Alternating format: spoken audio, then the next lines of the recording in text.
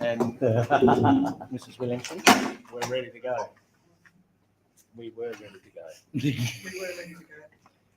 Everyone who's watching. Excuse me. Directly into the lenses. Oh, is that why it fell off? Just jumped off the stand. It jumped off in sheer terror.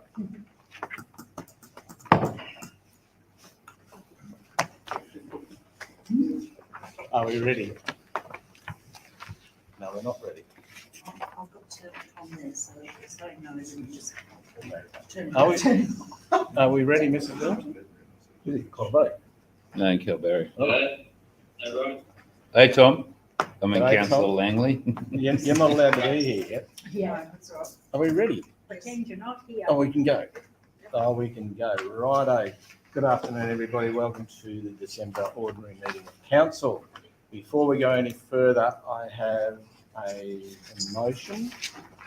Put 1.1, approval to attend via instantaneous communication for Councillor Langley. Do I have a mover, please? Councillor Maslin. And a seconder? Councillor Skender. Thank you. Councillor Maslin, is there any debate?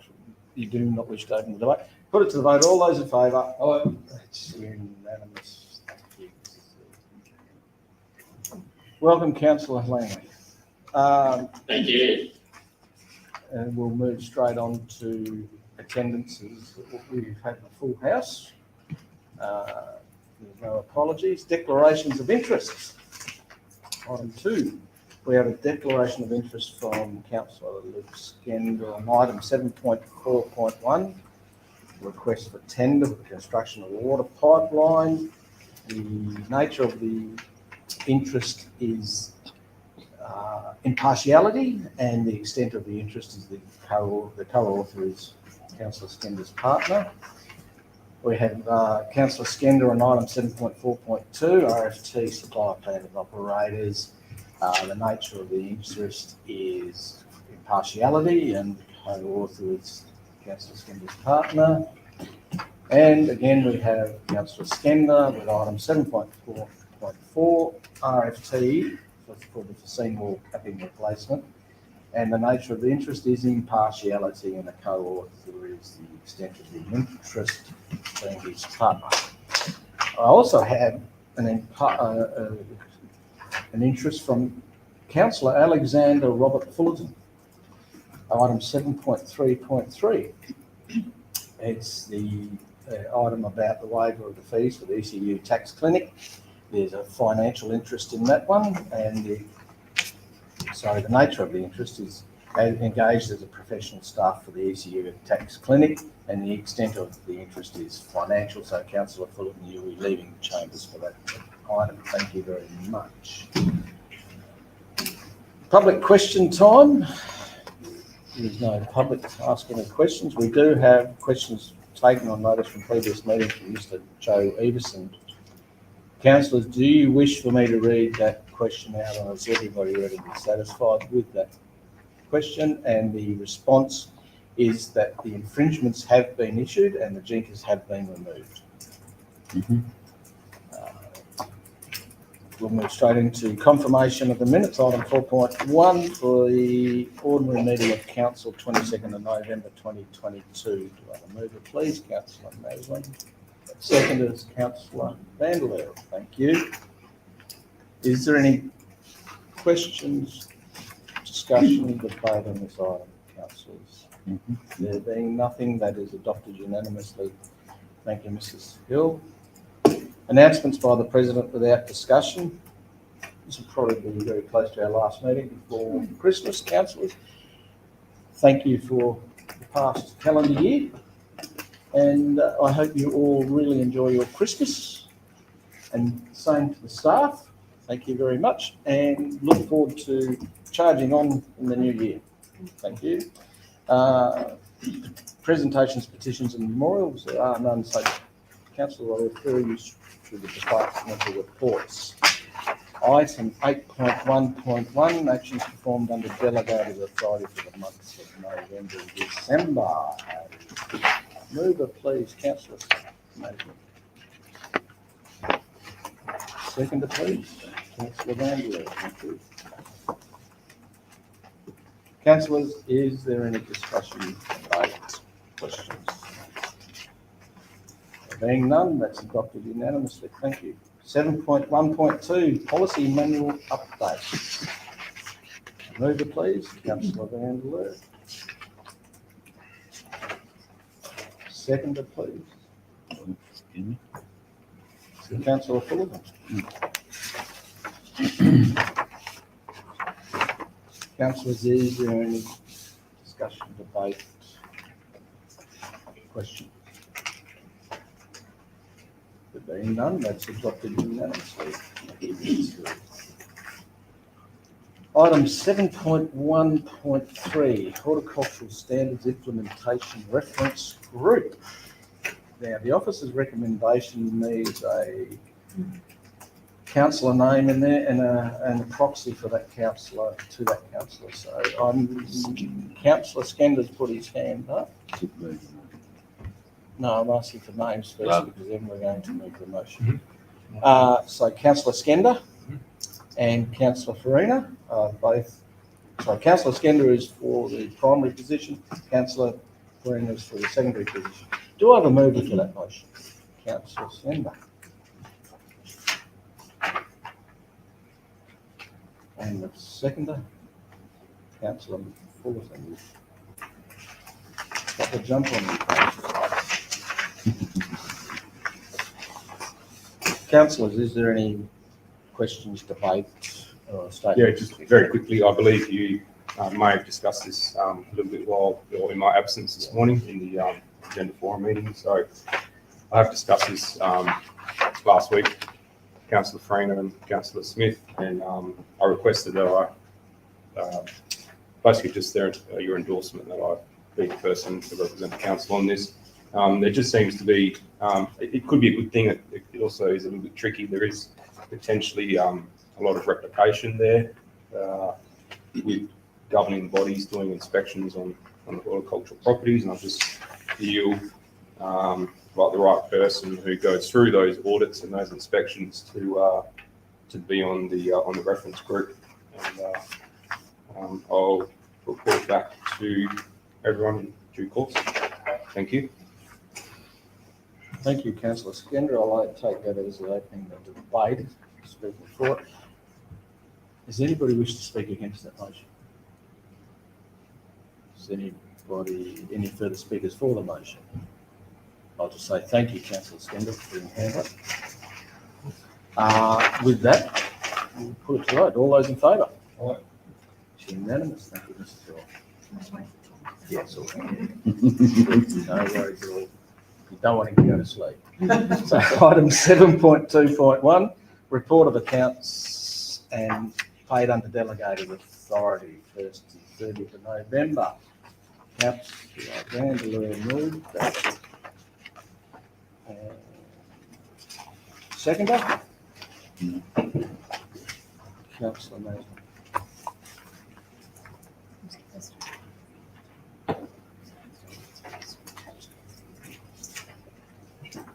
Oh, yeah, good. Yes.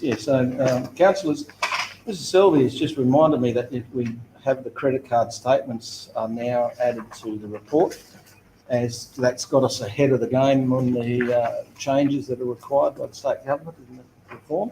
So well done for getting that in place early. So with that, councillors, is there any debate, discussion issues? Nothing? There being none, that's adopted unanimously. Thank you. Item 7.2.2, financial activities statement. Councillors, this is just one note thing, so move it, please. Councillor Maslin. Second, Councillor Vanderbilt. Thank you. Councillors, is there any discussion, debate, or questions? There being none, that's adopted unanimously. Thank you. Budget adjustments, 13th of December 2022. Councillors, do I have a Councillor Fullerton. Councillor Handley.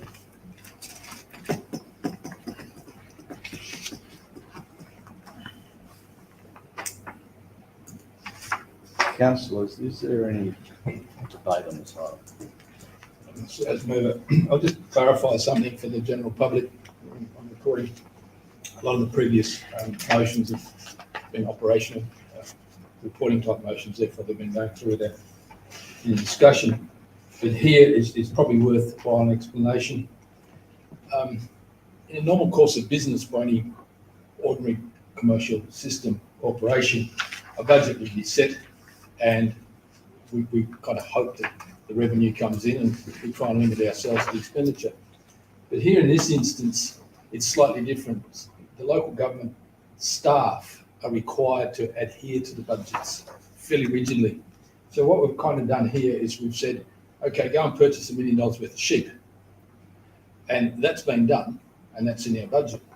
However, what's happened now is we're saying, right, it's so much on rams, so much on wethers, so much on ewes, so much on lambs, and now we're itemising those bits and pieces down. So it's not quite a budget transfer as the common thought would be in commerce, but rather a detailing of how that money is to be allocated so that the staff can spend money. They simply cannot authorise any payment which is not budgeted for. So it's more than a guideline, it's actually a rigid set of facts. Thank you very much. Thank you, Councillor Fullerton. I'll take that as an opening to the debate. Are there any speakers against the motion? I'd just like to add to that, I'd like to compliment the staff and recognise a significant issue that has been around, to my knowledge, for well over 30 or 40 years. It is a significant issue. Every time we have a decent sort of a rain event, that area floods constantly. This, I trust, is going to reduce that and reduce the chance of people's houses being flooded again. So thank you again. And with that, councillors, Councillor Fullerton, would you like to close the debate? Sir, thank you. Thanks. Thank you. I'll put it to the vote. All those in favour? Aye. That's unanimous. Thank you. Item 7.3.1, Light Up Carnarvon Community Project. Councillor, who's put the hand up first? Vandal. You try to make me go quicker. Councillor Fullerton, did you put your hand up second? Indeed, I did, sir. Thank you. Councillors, I need to write these names down in the right order, because if we get into a debate and I lose who's who, I'll mess it up. So, Councillor Vandal. The debate is open and I speak for the motion. I like the look of the sculpture. It's a good looking piece of kit and I think it'll look nice when it's installed. I do question though the link that it has to the relevance of the solar eclipse and Carnarvon's connection with the solar eclipse. I'm not sure there's a massive connection there or a massive link. So I don't know if there's anyone in the room that can take this request anywhere where it could go, but I'd be interested to see the sculpture in some way linked to astronomy or aiming at a relevant constellation or just something which gives it a bit more meaning to it. In any case, I like the look of it as it is, but I just wonder if there's someone with a more creative mind and a better understanding of the stars and the sky around us can come up with a way of making that something that's more engaging, actually linked to Carnarvon's history. But in any case, I like the look of it, and well done to the community who are putting their own money and time into it, and hopefully it looks good in real life as it does in the pictures. Councillor Vandal, as the mover of the motion, I was wondering if you'd like to see a point C where maybe it's proposed to the proponents that it's aimed somewhat at maybe the Southern Cross at a certain time of the night, or something like that. No? I'd be open to something like that. I just don't know how possible that is and what it means for the structure and which way it's facing and that kind of thing. But something of that nature, just to get it a little bit more embedded in on what is actually important to Carnarvon, what we do actually have links to, rather than. Thank you, councillor Vanderlei. Councillor Fullerton, did you have a comment? I'm burning to, sir. What was for 10 minutes away. As a solar farm, resident solar farmer, I find this fascinating. It's not just art, it's a statement, as Councillor Vanderlei has pointed out. And I think with a little bit of tweaking, perhaps might I suggest the equinoxes in March and September of each year, we have an equinox. And that's when the sun sets directly west at 270 degrees. And perhaps on the foreshore, we could put a plinth or an obelisk on the island on the other side or something that all lines up in a nice true pattern, like an aperture on a rifle sight, and points to that day each 6 months. So you could come in the first time of the first equinox and the second equinox. I mean, we could get lyrical and have the solstices on the other side. Yeah, I think this is a great idea and well worth developing out. Thank you. Councillors, Mr. Selby once again has come up with a wonderful idea, I believe. So we added a point, C, evidence and enhance the link to Carnarvon to the greatest extent possible. Yes? Would you be happy with that, Councillor? I think so. And in keeping with the theme that they're going with the sun and the planets So- and stars, something spacey or something. Might be good. But something, yeah, so that's a much better way for me. Thank you, Okay. Mrs. Selby. Right. With Councillor Fullerton, you're happy with that? Absolutely. Wonderful. Is there any speakers against the motion? Any further speakers for the motion? I'll put it to the vote. All those in favour? Right. Councillor Langley, thank you. That's unanimous, Mr. Head, thank you. Waiver of fees and charges, Camel Lane Cinema, item 7.3.2. Move the please. Councillor. Fullerton. Councillor Vanderlei, did you second that?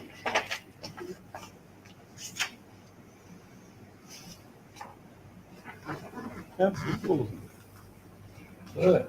Can't miss this one. Mummy's purse. How many mummies are we so happy to send their kids off to the matinee? Well, it's not actually at our expense because we're getting funded to do that through the state government assisted funding. I remember watching it was in the Memorial Hall back in the old days at the Saturday afternoon matinees. It's a great thing to come out and shoot Indians and all sorts of things. It's a great idea. Yeah, the kids will play up. We'll just have to live with that. But at least we'll know where they're all playing up at one time and pitches and mummy's not hitting the kick a couple of hours. Oh, great idea. Thank you. Councillor Fullerton, thank you. Councillors, is there speakers against the motion?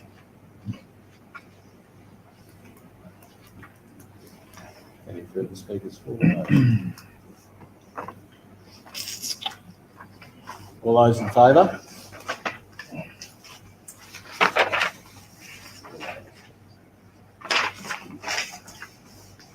Item 7.3.3, Councillor Fullerton, will you may leave the chambers.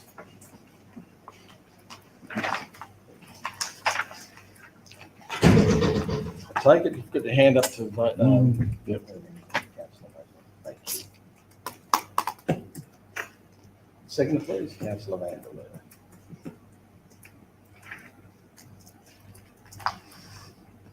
Councillor Madden, and councillors, is there any discussion, questions or debate? There being no debate, do I have to tell him the truth? That's the unanimous thing.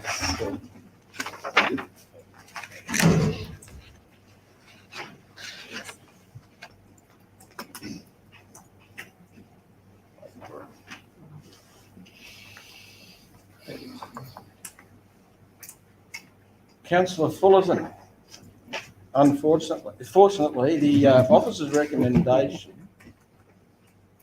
was was adopted unanimously as put. Thank you.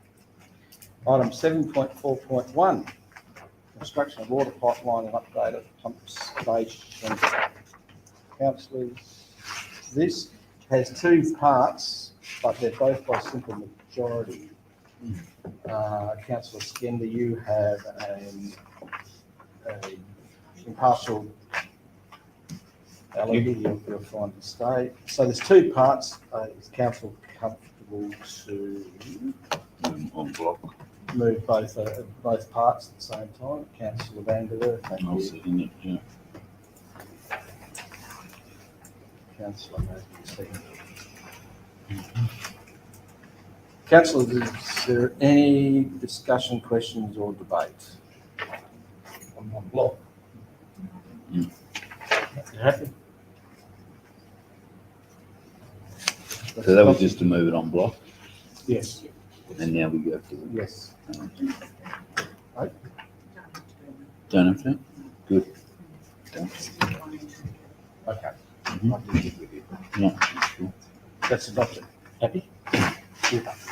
7.4.2, once again, Councillor Skender has an impartiality interest in this item.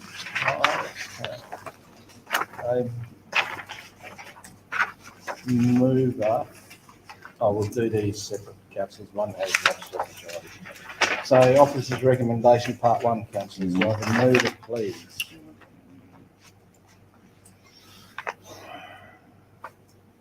Yeah, okay. Councillor Maslin, do I have a seconder, please? Councillor Fullerton.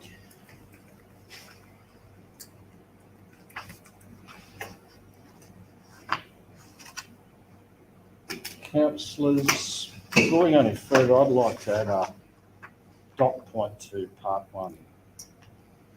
Hang on.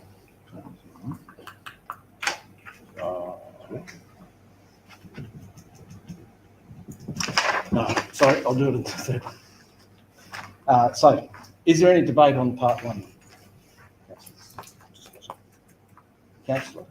Can I just ask, if you're going to make an amendment No, it's not an amendment. or a point, is it wise maybe to do it now before we adopt any part one or two, as any changes made I'm to not, part three may change one or two? No? I'm not changing parts 1, 2 or 3. Okay. Is there any debate, questions, councillors? Nothing? Okay, councillors, so I'll take that. Part 1's adopted unanimously. Part 2 is simple majority. Councillor Maslin, Councillor Vanderloo.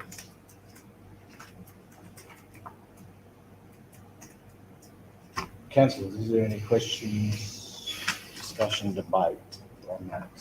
There being none, that's adopted unanimously. Thank you.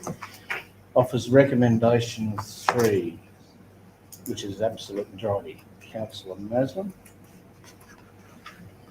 Councillor Vanderloo. Before we debate that, I'd like to add a dot point to that, which says that the next funding allocation for the Quabbanalu Road is utilised on the section of road between the Nalu Homestead and Nalu Bay. So, Councillor Maslin, are you happy with that dot point? Councillor Vanderloo, are you happy with that? So we're guaranteeing what we're going to do with the next funding amount received. On that road. We're requesting, we're saying we want to see that next funding package that gets spent on the Quabbanalu Road is spent on that 5Ks, whatever it is, from Nalu Homestead to Nalu Bay. When that's in 12 to 24 months' time. If I may, through the chair. So just to get some clarification, the intent is that each year we get regional road group funding, and a portion of it, 50% of that funding, is assigned to the Quabbanalu Road. So we would get our next lot of funding for the 23-24 financial year. And if I interpret the additional point correctly, the Shire President's point is that in the 2023-24 financial year, RG funding would be assigned to the Quabbanaru Road. Yep. Is that correct? To that section of the road. Can you speak? No, you go. Point of order, sir. Can we have the amendment? It's adding a dot point, and I asked the mover and seconder if they accept the second. Sure. Yeah. Yeah. Okay. Do you have Can I just ask, would President consider, I just have some reservations about locking it in 100%, which is kind of what the wording does. Yep. Would you consider maybe wording it such that we consider that particular section of the road favourably? Because a lot could happen in like another part of the road in terms of safety, and things may need, like if there's a rain event or something, may need some urgent attention rather than that particular section. So just being a bit cautious, maybe wording it so that it's considered heavily rather than locked in.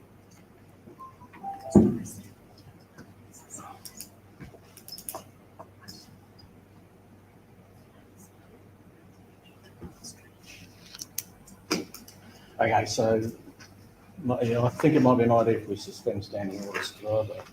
Please, Councillor Melbourne. Councillor Skender. Okay.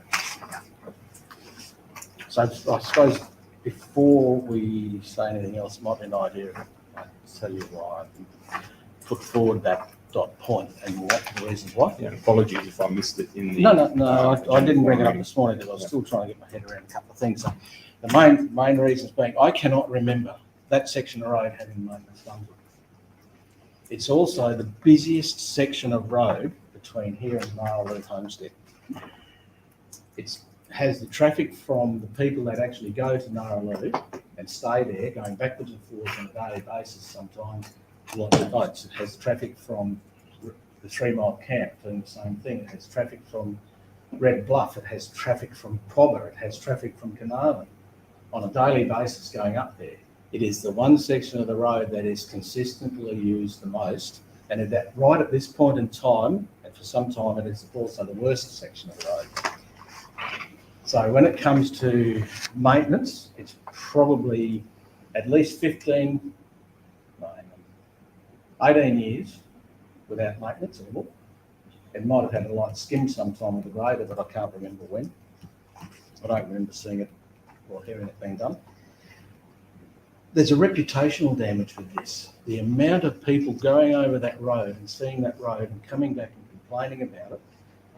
The operators of the tow truck recovery vehicles in town, every year at about March, April, I get countless complaints. Their trucks are falling to bits. Last year, they refused to go up there for a period of time. It was that rough. And that's where they're copping a lot of their damage. I understand the road where it's proposed to do the work this year is bad. There's no doubt about that. But I think it is time that we made a conscious effort to get that section of road repaired.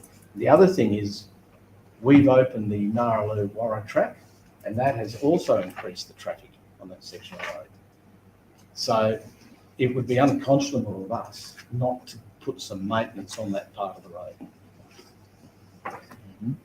So having said that, So, Councillor Skender's point was not so much an opposition to the general concept, but rather I feel that he was concerned that by issuing a directive to staff as a core directive, then it would limit the staff specifically to that particular point, come hell or high water. And I believe that was Councillor Skender's concern, really, is that it doesn't have any options. yeah, I understand that, Councillor Fullerton, but it's also if we do get a weather event that damages the road to that extent, then the staff can come back to us and make change. Or would that not be? But the- I'd like, I'm suggesting it's been 20 years since that road's had work. And I think we're at reputational risk and safety risk with the state of that road. Would it be if there was other Delaying damage? it, I'm sorry. Sorry, we're out of chance. Would it be if there was an event, rain event like that, it would come under repair system anyway, rather than out of construction? So therefore, Councillor Skender's concern would be actually addressed by the repairs which we're conducting across the True. Through, Could be. you're talking through that DFS Yeah. system, that takes a long time, as we are well aware. Sure, but we're talking Yeah, but I think we'd use a bit of common sense. So if, say, the road was washed out 2 mile, on the 2 mile north of Cobber Homestead, we would reallocate funding, I would suggest. but not for me. Maybe not. But then it's R for R. Oh no, roads recovery. Yeah. RIG, regional road group Regional funding, road. which is basically locked in, I understand, once it's done. So what I'm asking is that it is put up at the regional road group to the next. With what Ms. Selby said, when do you think the actual funding and then the roadworks would occur for the next round? And may Just so yeah, Competitive, sorry. sure. I may have to get clarification. We usually get advice around August, confirmation of funding. Is that right, Mr. Nielsen? Correct. In around August, we get confirmation of funding for that financial year. Sorry, we usually have an indicative level of funding for around June. So, and then you have a year to To, execute the. Yeah. So it's so 18, we're so gonna 18 months potentially.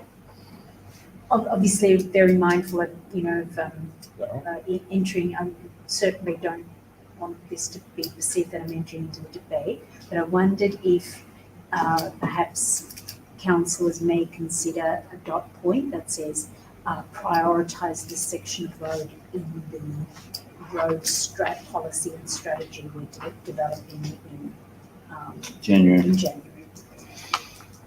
And then we would know that that is a priority and we can,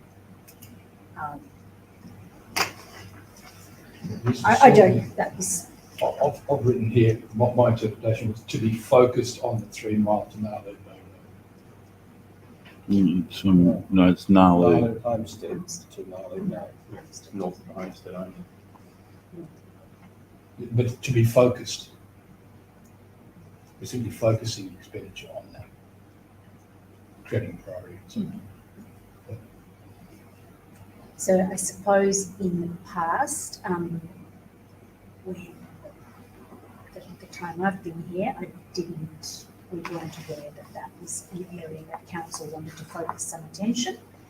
If we're aware through a resolution that this is somewhere that council would like to prioritise, then we can include that in the strategy and make sure future funding opportunities, it may not be just to our RIG, could be other sources of funding that we might be able to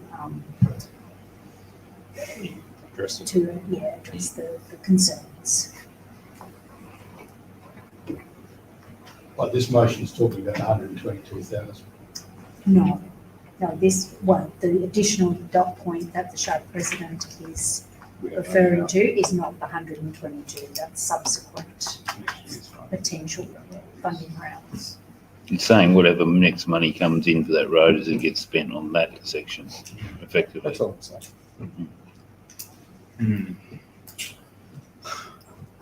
So Mr. Nielsen, I think is, Just one point to consider is that so we are required to put a future year programs to main roads 1 year ahead. So that was done in, I think it was September or October of this year.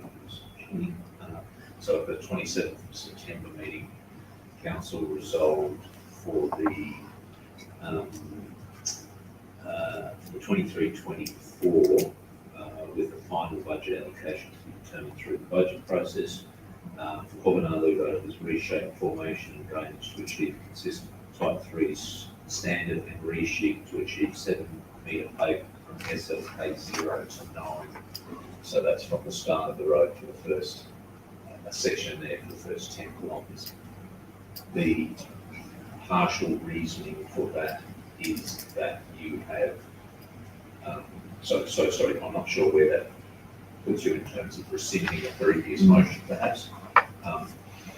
Main roads generally do not have an issue with the location of where the works is carried out. They prefer that not to be a different scope of work, so that's not the case here. But part of the reasoning for focusing on that first section of the Bobonalo Road is that we've got better quality material that's closer to hand, and you would hopefully then have that at a higher level of standard if there becomes an option to start sealing that road. Yeah, I agree with what you're saying. I'm leaning towards Councillor Scander's thoughts of just locking in a specific point without knowing exactly what sum of money we're talking about and what other needs might evolve. Yeah, look, I absolutely understand that, but what I've seen in the last 18 years is bad or utterly ignored. That's the only So thing. how much money are we talking about? Do we know? It's 5 kilometres of road that pretty well doesn't exist. It could be improved with any money spent on it. It is. But if it needs a build-up, and that's not a sum of money doesn't go, I think it becomes a very expensive Yeah, I job. It requires understand that. importation of some kind of material. So then how bad does it have to get? How long does it get left? Do you think it's But we're not worth- saying leave it. I think we all agree that it needs to be done, but Yeah. there's also a risk of blocking it in too, I believe. Right, I so think the I'm risk only of saying locking that because it's never had funding put into Yeah. it. I think the risk of locking it in is countered with the repairs. The repair money we get for disasters, because it will be a disaster that happens. It'll be a natural disaster, a cyclone, it won't be flooding, it'll be a cyclone. We'll wash it out. And in that case, we go back to the same thing we've got with all these other roads that we're doing at the moment. So I think it's covered for. In the event it's an emergency, it will be exactly that, an emergency. So with what Mr. Nielsen was saying, we have indicated to Main Roads through another council resolution that we intend to spend that particular money, however much it is, on the Hobonali Road somewhere. No. So we have specific. It said 1K to 9. 10. Yeah, okay. However, They usually past have to get experience, it. usually they are open to, provided that we were not saying, well, we want to change from doing a reshift to doing a sealing operation. So if it's generally within the same scope. Yeah. So at the moment, we're proposing to reshape, reform and reshift. That would be the same scope of works anywhere along Bobonalo Road, including the section past Nalu Homestead. May I, through the chair, ask Mr. Nielsen for some clarification? We've said SLK 0 to 9, is that right? Will it matter if that 9 kilometres turns into 5 kilometres? Is that a dramatic Yes, change that's of it. scope? No, No, okay. Is that the end of the discussion? We can go back into camera and debate. Okay. Just one more question from Mr. Nielsen. So if we were to tackle the section of road north of the homestead, that would not require a whole new scope of works, etc. It would be the scope of works for the current nominated section would be just transferred to there. correct. And the process for the procurement mechanism that we intend to utilise for these unsealed road upgrades would be the same as what we've used in this particular item, where we will call for tenders for plant hire rates to try and, rather than a lump sum contract, to give you the ability to maximise the amount of work on the ground so that you you keep the contract going until the money runs out, essentially. So we have estimates of around, you know, that sort of work can vary from, say, $70,000 to $100,000 per kilometre, but it really does, there's a lot of variability in that. It will depend on how much work is required in a particular section. So the aim of a schedule of rates contract, the subject of the report, is to maximise that. So you're not saying, go on, give us a price to redo 5 kilometres. You're saying, give us the price of all the machinery that you would utilise to do this type of work, and we will keep you engaged until you spend the budget, because we know we have a set budget for these projects, for the RRG projects.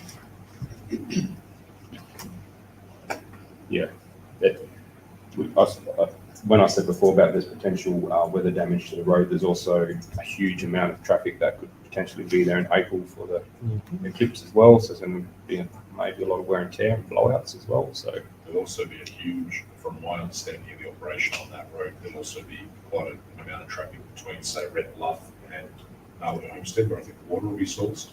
Is that your expectation? No, the water for that section of road will actually need to be sourced north of Nauru Station. We've been unable to get access to any water on Nauru. There is a section on the right on the coast where you can get a truck to get seawater. Okay. Does DBCA control that? I think so. So I would need. We used to get water off at the airstrip there. Yes, yeah. You go down the airstrip road, and there's a site that you can drive into where there's a fairly low sort of rocky. Yeah. You can get access to water there. Yeah, which is about the middle of that road. Councillor Vanderbilt, are you talking about the potable water for the campers at that particular time? Or the Construction. Because it will be an element of the potable water if the 40,000 horsemen turn up. There's going to be an issue of water. I'm thinking purely about focusing a road maintenance or Yes. construction project on the north side of it. It's not going to be the case, but I thought that the trucks would be running water from Red Bluff. So you're addressing a problem with With a solution. with the road north of Narleigh Homestead, whilst creating a bigger problem running water. Well, that's always going to be the case while it's a dirt road. It is, but that's why But there is a spot. One on the very end of it, which I think is a rough road. It's always been a rough road. I don't know how much of an improvement it's going to be, how long it's going to last. It's not done properly. Well, look, I absolutely agree, but I think we are obliged to do something. We really are. If you last 5 Ks of an 80-odd kilometre trip is as bad as that one is, it is going to cause problems, and it is causing problems, vehicle damage, etc. So, Yeah, I've driven, I know what it's like. yeah. I just drive it slow. Might I suggest we go back into chambers? You're moving that, are you, councillor? Thank you. And councillor Maslin, all those in favour? Unanimous, Mr. Hill, thank you. Councillors, I'll go back to councillor Maslin moved the motion, councillor Skender seconded it. Correct? Oh, no, No, sorry, that Van was, no, councillor Van. Yeah, right. Sorry, my apologies, I've got that many names written down here now. Councillor Van, councillor Maslin, you moved it, councillor Vanderlei, you seconded it. Right, councillor Maslin, do you wish to open the debate? Right, debate's over, Mr. President, and I do see that we have come to somewhat needing impasse out of the way, and understand that the track has been ignored for quite some time, and it does need some sort of mediation. So I'm just wondering whether the wording that needs to go around might change and yet still have the desired outcome. Point of order, councillor Maslin, have you accepted the amendment to the motion? Oh, sorry. That's the No, we were first going into that. So what? No, I said I said to making a dot point, but now we're playing with the wording. So it could be a I priority. thought- My understanding is to accept it. Yeah, yeah. Order, so, Skinner and I can see nothing. No, nobody can. Nobody can. It's So could perfect. the additional point C be read out, please? I have allocated 23-24 regional road group funding to maintenance on the section of road from Narloop Homestead to Narloop Bay.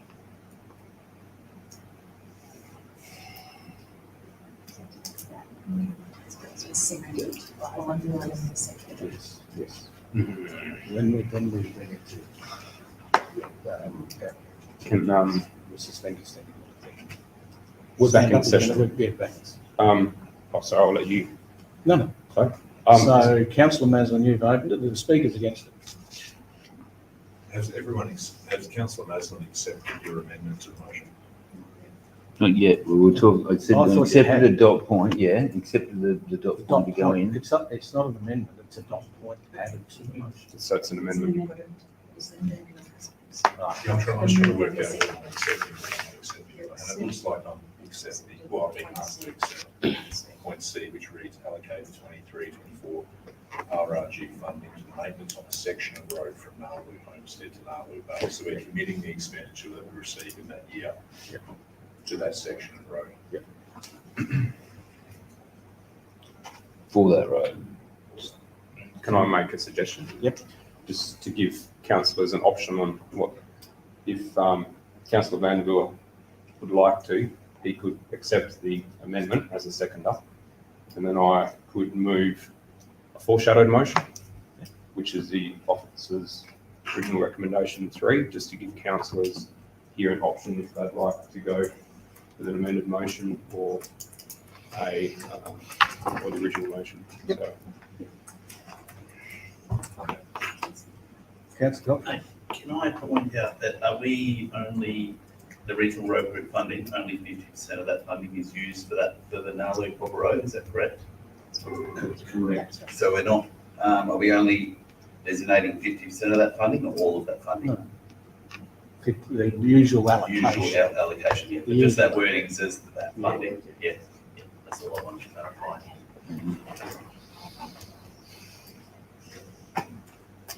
Councillor Randall.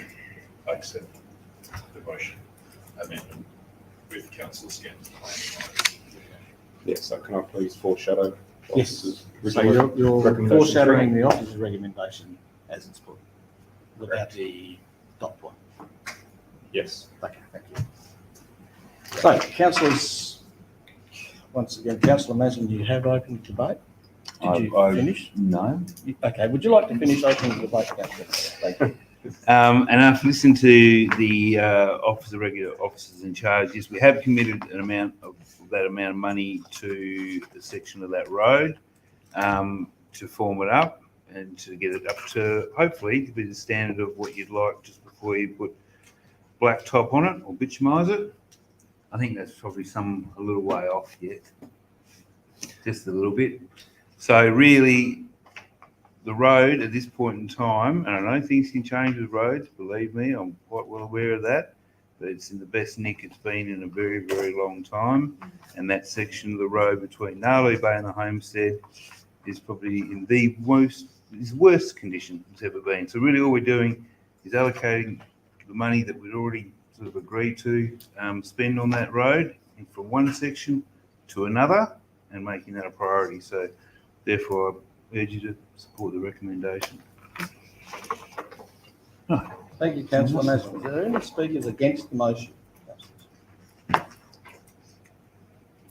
Yeah, I'd just like to speak against the motion respectfully, because I do agree that that section of road does need a heavy amount of attention. I just feel that it's very early days now to be locking that in. That's all. That's my only concern. And alternatively, I'd like to progress early in the new year, investigating the option of redoing that road and then having another item for council addressing that separately to today. Thank you. Thank you, councillor Scanlon. Are there any further speakers for the motion? Councillor Fuller. I agree with Councillor Skender's concerns, and quite right, quite right. However, I feel confident that if there is to be, and it's a cyclone, it won't be a flood or bushfire or an earthquake. I might be an earthquake. But you put your money where your worst bits are. Patch up your worst bits first. And to bring Uncle Merton into this, I don't reckon that mail truck run up there has had any money spent on it since Uncle Merton won on Brecken at the Carnarvon Cup in 1896. It's been forgotten.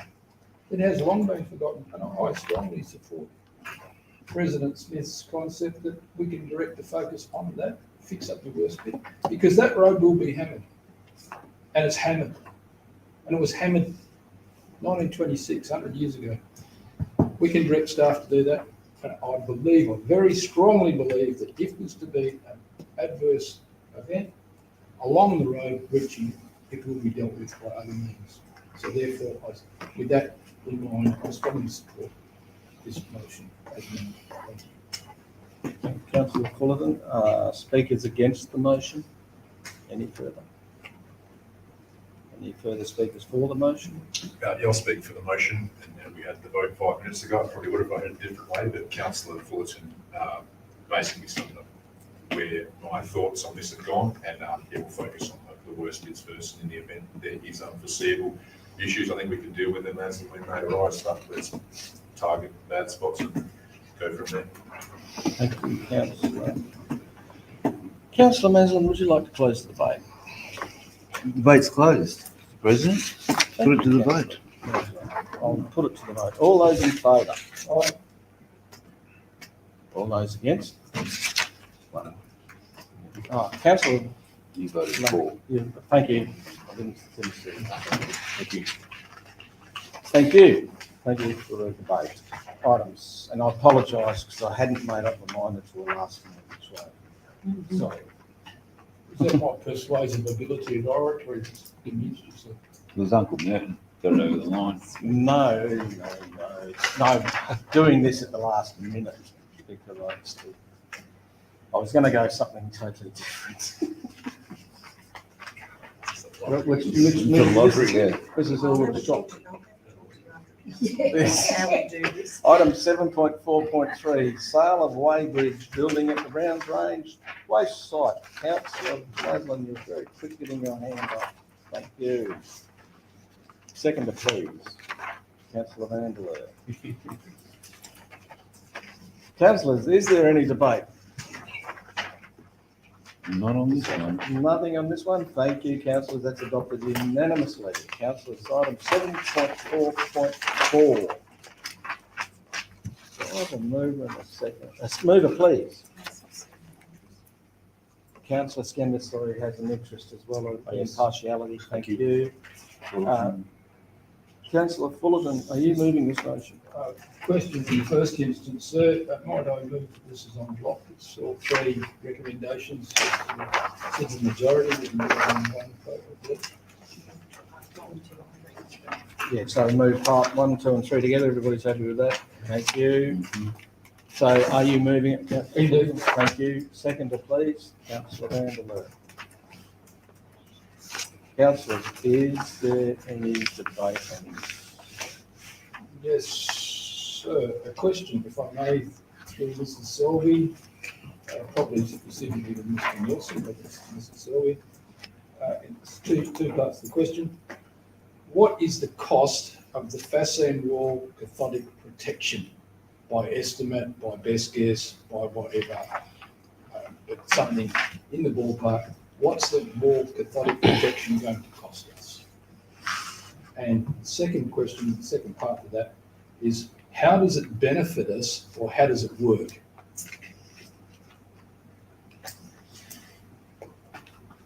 I may defer to Mr. Nielsen on this matter. Thank you, Councillor. So we've received 2 tenders for the cathodic protection.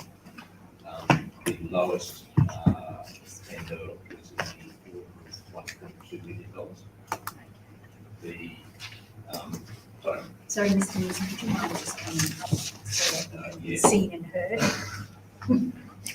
Yes, he does mind. I can hear it because I asked. So, yeah, we received two tenders. The lowest price tender was in the order of $1.2 million. The second tender we received was in the order of $1.7 million. I think the report indicates that the estimate for that was around $440,000. So the pricing that we received is well in excess of the estimate and the available funding that we had. The way a cathodic protection system works is it essentially uses an electrochemical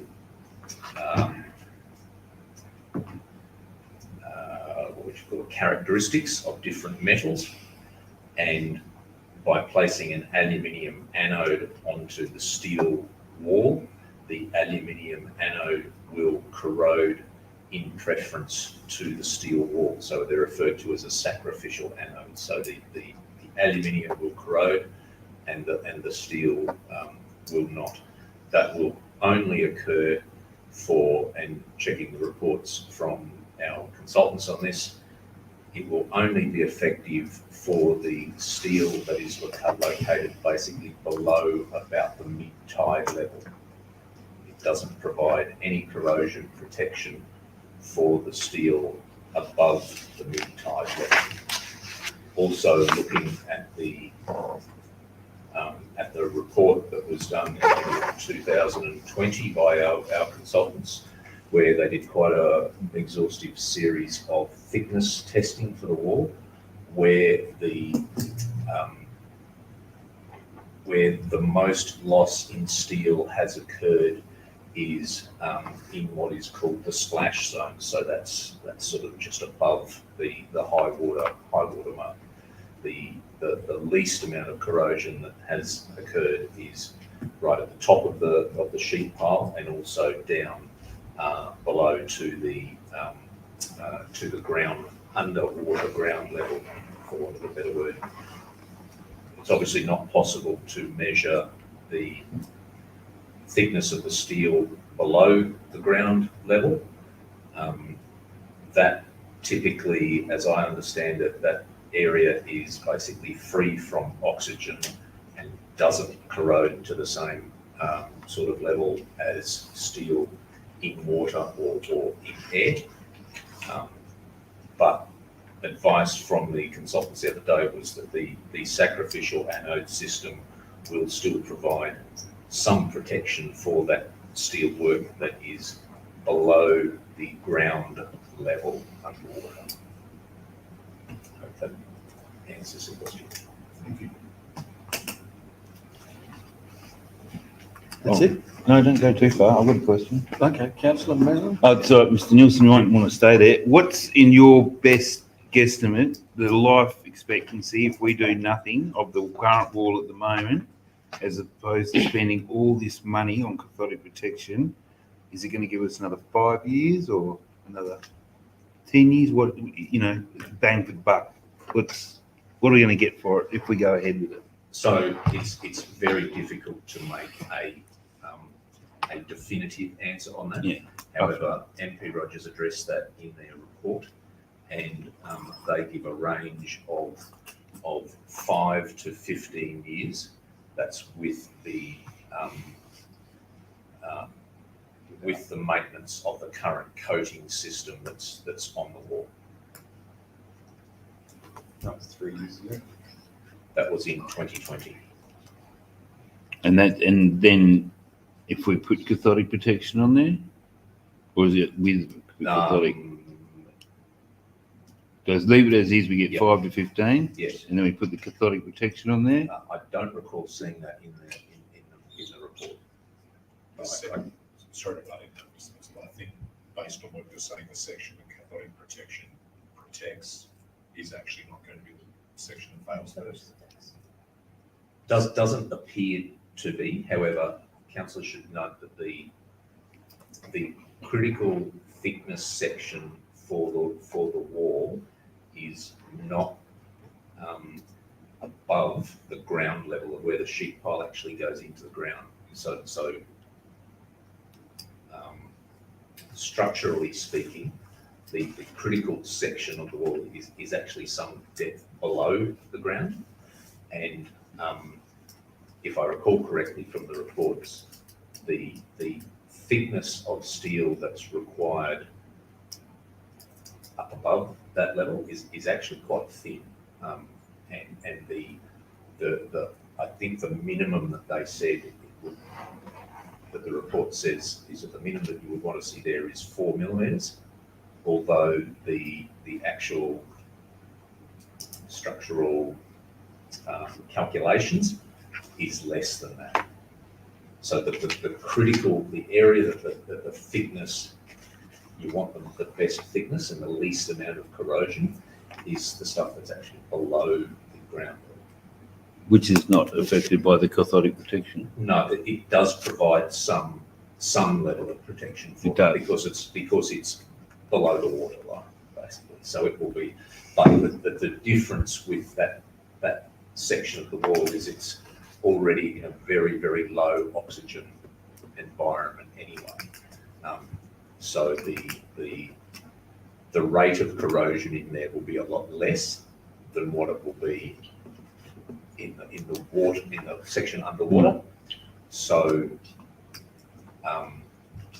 the cathodic protection will provide a benefit, but it's not going to provide the same amount of benefit that it would be for the section that's just underwater. Mm-hmm. Okay. Typically puts the point of leverage point where it's got enough weight above it to go. Yep. So when you're halfway up the wall, the weight ratio there is way less than down there. So, and the high wall is a classic example of where they didn't drive it deep enough. So what they did was they threw the rocks in there to lower that tipping point and bed them, which is a load of rubbish. It doesn't work. Never had those rocks. But anyway, that's answered your Can I question. just say something? Councillor Wayne. I guess just summarising, interpreting what David Nelson's saying, it just seems like a lot of money getting thrown at it for something that's not really going to address the major issue. And potentially, 10, 15 years' time is probably going to be a redesign of that waterfront. Money probably better spent in the future, I think. This cathodic protection is going to need replacing again. It gives you another 5 or 10 years and you have to do it all over again. This seems a bit of a waste of money, really. If I could add that the design of the cathodic protection system was for a 30-year life. So you would not be, and that is one of the potential trade-offs that you can do, is you can reduce the amount of anodes that you place along the wall, which will reduce the cost of the cathodic protection system. But the trade-off with that is that it will give you less effective life, and in addition, you may have to do some welds between the coupling sections of the sheet piling to ensure that you've got electrical connectivity between those. So at the moment, the design I think has an anode for one anode for every 2 sheet piles. So you could halve the number of anodes. That will obviously have a cost impact, but then you'll have to add on, there'll be some extra welding that you'll need to do to make sure that you've got electrical connectivity between all of them. Mm-hmm. And this just seems $1 million just seems like a huge amount of money for welding on, cathodes or anodes. Yes, Councillor Phillips. I'll go back to my speech now. Yes, please. Thank you. In the light of what's been explained, I wish to make a small amendment to recommendation 3, if I may. And that is to delete all the words in paragraph A, all the words after replacement, capping beam replacement, delete all the words then to the colon and the next word and, such that it reads, authorises the CEO to seek alternative quotations for the project scopes detailed under RFT 0722, Fairlane wall capping beam replacement, and seek alternative methods. Effectively, what that amendment will do is will cease any further consideration of the Fairlane wall cathodic protection. Do I have a second? Yeah, Councillor Vanderlei, you seconded it. Got a second. you got to, you got Councillor to, Vanderlei. you, So do I accept? Yeah, I seconded it, but are you asking me if I accept the amendment? if you accept the amendment. I do accept the amendment, but I'd also like to raise a similar strategy to Councillor Scannell, because it seems difficult to debate the amendments. If I accept it and someone else has got valid points, there's no real means for them to debate it. So I'd like to raise a foreshadowed motion being the exact motion, the Officer's recommendation. Please, just so it's still on the table in the event that the council isn't happy with that, and I do accept the amendment. So you're foreshadowing the officer's recommendation. That's Yes, good. Thank you. Councillor Fullerton, that's thrown you, hasn't it? No. No? I'm now speaking for the motion. Thank you, councillor. For the amendment.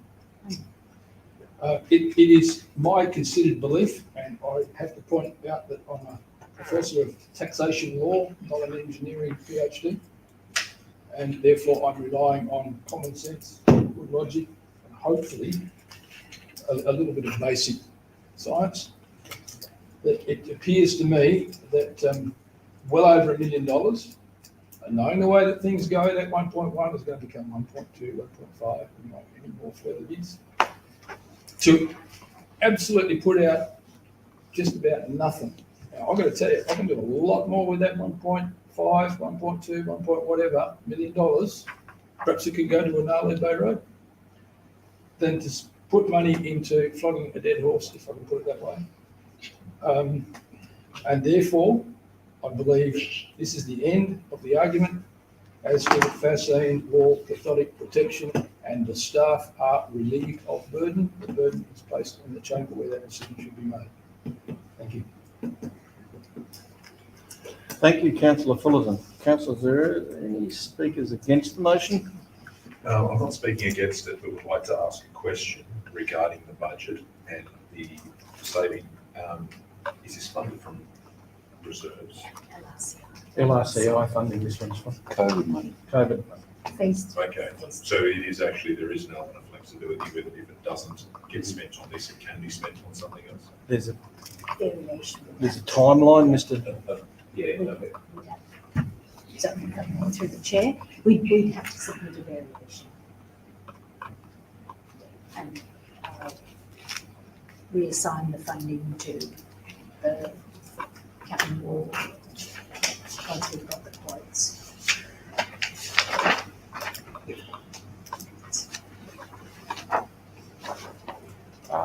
So, No further questions. no further questions. Are there any, So you asked the question, so we didn't have anybody speak against. Is there any speakers? Sorry. So just through the chair, if we could have the motion read out to make sure that it's captured correctly in minutes.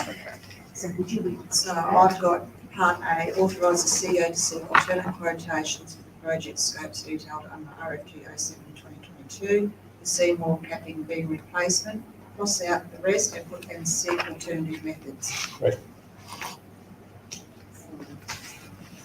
For what? No, carry on to B. For completion of the C works. Oh, so you don't want me to see, you just want to cross that out and then just go on to B. And seek alternative solutions for completion. So So on take, to mistakes. yeah, so take that out. No. Just cross that bit out. Okay. That becomes that. Okay. Clear? Right, so councillor Vanderlyn asked a question, so against, any speakers against the current motion? The amended motion. Any further speakers for the motion? Councillor Cottrell. Yeah, thank you. Just speaking for the motion and to maybe simplify the discussion for the online as well. Essentially, we've got two projects. We don't have the budget to complete both, and we're trying to prioritise the one project that we think is the highest priority. So we've got half a chance of making that happen. Yeah. So I think that's the right way to go. Thank you, Councillor Cottrell. Well explained. So, Councillor Fullerton, you opened the debate. Would you like to close the debate? Yes, unfortunately, I've got something to add on that, so I'll just summarise. It's too costly, we don't need to have it, we're not going to have it, right? But something has just occurred to me when Councillor Cottrell was making a remark, is that acts of negligence, construction and civil negligence on behalf of local authorities.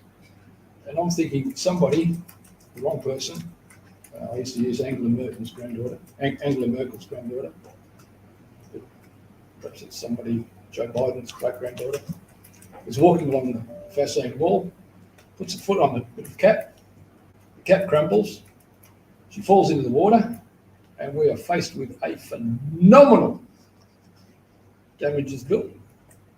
In fact, we might as well just go broke because we'll never cover it. And that's downright just due to our neglect of fixing something that we can fix and we should fix. As to the crumbling wall, well, we get 15 years out of it, and as Councillor Langley's pointed out, maybe in 5 or 10 years' time it's going to be changed anyway. So I strongly support the Chamber, support this motion with that amendment that we are not going to have the public protection. Thank you. Thank you, Councillor Fullerton. I'll put it to the vote. All those in favour? Aye. Well, thank you. That was the unanimous. Thank you, Mr. Sewell. Councillor, I'll refer you back to the agenda. Do we have any applications for leave of absence? Yes, been from about the 10th to about the 28th of January.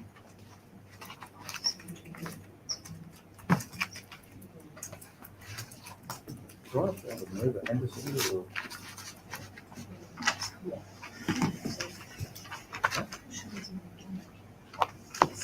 Yes, I do. So Councillor Vandler and Councillor Skender. All those in favour? Thank you. Motions of which previous notice has been given, there are nil. Questions from members without notice, there are nil. Urgent business approved by the presiding I councillor. have an elected member's motion. Oh, yes. Yes, thank you, councillor. Would you like to Yeah, put sure. forward your motion? I'll read it out here and then I'll circulate it to Mrs. Hills.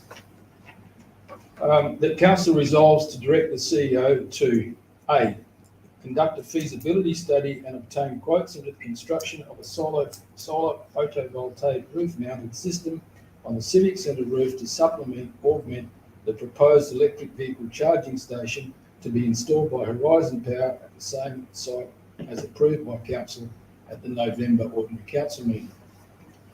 And present the feasibility study and quotes to council at the OCM on the 26th of April 2023 for further consideration by council. And to note that section 1(3) of the Local Government Act 1995 requires the local governments to consider all aspects of the sustainability development framework, and that the installation of such renewable energy project is in keeping with that legislation and the desire of the Shire of Carnarvon to be seen as a leader in rolling out solar PV as established in the early public adoption of solar PV in the early 2000s. Thank you, Do I councillor have a Fullerton. second? I'll second it. Councillor Maslin. Councillor Maslin, Fullerton, would you like to speak for that, to that motion? Indeed, sir. It was pointed out by, I think, President Smith at the November meeting of council when we resolved to commit Horizon electric charging station in the site there at the car park at the Civic Centre. And I've got to declare that I am a CEC accredited installer. A86335507. So apparently people think that I know what I'm talking about. The point that President Smith rose was that essentially the electricity would be coming in part, if not purely, from the diesel generators in lieu of the gas generators out at Browns Range. So it's a hell of a hike to fossil fuel generate electricity, bring it in, transform it up, transmit it, transform it back down, and then bring it into a charging station for an electric vehicle, which charge at roughly, I'm assuming, that they'll be looking at 500 volts DC. So it's going to take a fair bit of fiddling around to get it back to spec to charge your car with at that point. There is a high voltage transformer at the site, and there's also a distribution dome where Horizon Power have suggested to put the charging station. Great ideas. It kind of all works. Now, from experience, and I designed and I guess I supervised it, the Milieu project at the 300 kilowatt system at the Cornish Street, the Racecourse Road. I am very much convinced that a good supply of renewable energy is the roof of the Civic Centre itself. Now, whether it needs solar batteries or some sort of storage system after that or not will be very much up to Horizon Power. So I'm going to suggest as well that the staff, of course, liaise with Horizon Power, and all this is in conjunction therewith, and that will possibly be in the feasibility study. What a better way of doing anything is to simply take someone else's idea, tweak it a bit, and put it back out there. And I think that, I have to tell you that a litre of diesel will generate you 3 kilowatt hours or 3 units of electricity, right, without losses. But in doing so, it kicks out 1.8 kilograms of greenhouse gas emissions. If you generate your electricity some 6 mile in the new money, 10 kilometres in the new money, away from your site that you're using it, every time you put this thing through a step, whether a switch or a meter or a circuit breaker or whatever, you're reducing that delivery of effective electricity. So that the 1 kilowatt hour of electricity put into a motor car at the Civic Centre could almost, I don't know, I'm not going to calculate it here, but could nearly be 2 litres of diesel fuel that's burnt back out the power station. What a massive saving that will be in fuel and in greenhouse gas emissions, but also we get carbon credits for the job. This will generate carbon credits to offset it. I believe we should be looking somewhere around about $150,000 for the installation. Whether Horizon Power require additional electrical engineering on it or not, which could come to another $50,000, but for $200,000 and possibly getting grants for this, we will have a very much a leadership role in demonstrating Carnarvon's place in the sun with the, barring the few minutes of the solar eclipse, of course, but that's only going to be partial. So hybrid, that's the hybridisation that changes the hybrid car. I'll bring the hybrid car in and do that. Yeah. So on that basis, I almost implore councillors to support this motion, and it also gives Mrs. Selvey and her team a good lead time to get all those bits and pieces collaborated with and bring back the bits to council. Can it be done, and if so, for how much? Thank you. Thank you, Councillor Fullerton. What happened? Can I say something? Councillor Langley. Supportive of the idea for renewable energy. I think that's a great idea. But in terms of getting the Shire to spend money on feasibility studies, I think it's just a misdirection of their time and energy. And to turn around and then become a project developer and try and put solar panels on the roof, it's just another job, another cost that we don't need as a Shire. I think, if we look forward next 5-10 years, the Carnarvon region is going to probably have, multiple gigawatts of electricity, and the whole of Carnarvon can probably get plugged into that. So I don't know if we really need to stick our neck out now. And worry about trying to be project developers for renewables. I think that's sort of coming. And, yeah, that'd be my 2 cents on it. Thank you, And councillor. also just add, I mean, obviously, there is that solar farm at the race course, which puts 100 grand of electricity into the system, into the grid, that then might, you could technically say all of that electricity goes to the Horizon Power charging point at the post office, which is all renewable. So we can focus on that rather than worrying about diesel consumption. Thank you, councillor Langley. That, I'll take that as a speaker against the motion. So do we have another speaker for the motion? Just taking councillor Langley's points into consideration there, and there are also things that I thought of also, but I believe, and this might have been off the cuff comment that councillor Ford made a little while ago, but you suspected the project would have a 2-year payback period. It was possible of producing a 2-year payback period. I think that brings it, I think that point maybe insulates us from the risk of councillor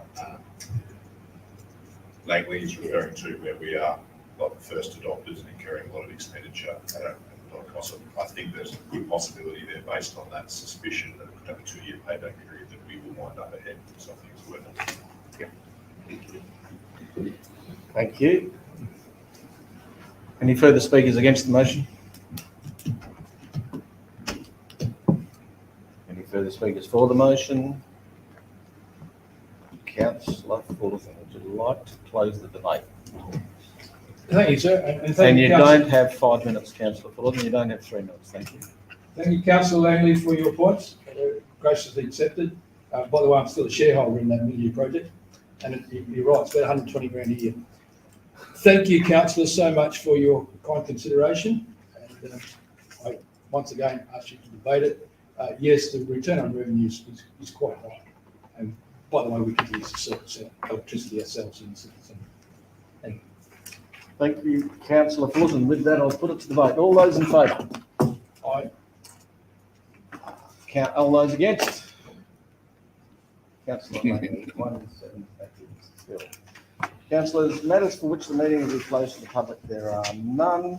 The date of the next meeting will be on Tuesday, the 24th of January, commencing at 1 p.m, but don't forget the corporate information, the agenda forum at 8:30. And we have a special council meeting on 10th of January.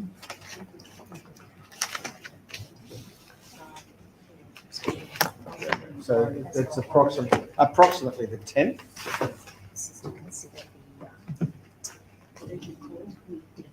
Yeah, DG Corp Development, yeah.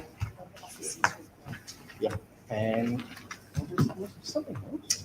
We're going to do the No, yeah, right, okay.